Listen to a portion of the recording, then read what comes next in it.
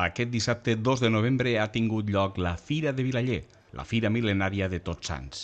Iniciada en l'edat mitjana i coneguda en tota la comarca de l'Alta Ribagorça i les comarques veïnes, es tracta d'una fira ramadera de referència.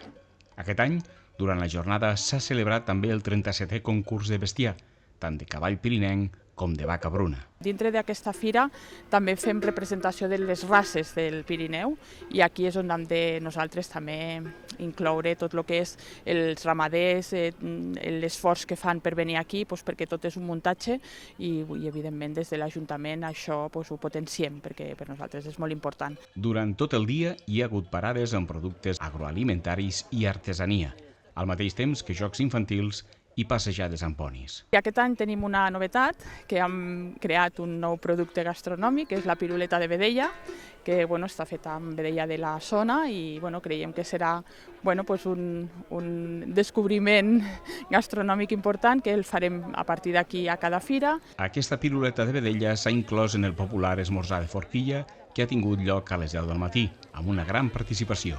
Per un preu popular de 5 euros, els visitants, a més de tastar la novetat culinària, també han gaudit de llonganissa, cansalada, botifarra blanca i aioli.